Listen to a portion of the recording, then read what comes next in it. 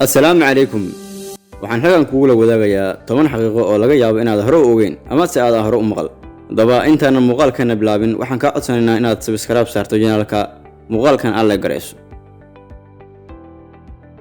Erayada aljabra, alcohol iyo magasiin waa kuwa asal ahaan ka yimid luqadda Carabiga.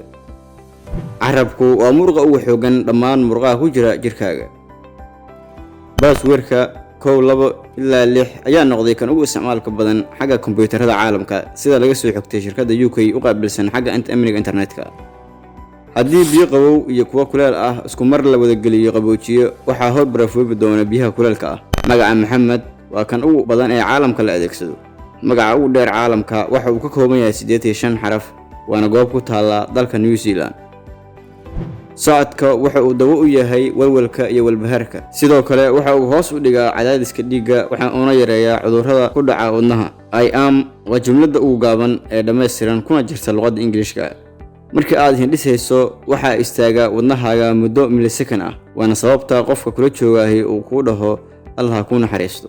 Inaad isticmaasho sameecadaha dhegaha la gashto muddo 1 saac waxay 700 jeer laba laabaysaa bakteeriyada ku jirta dhegahaaga.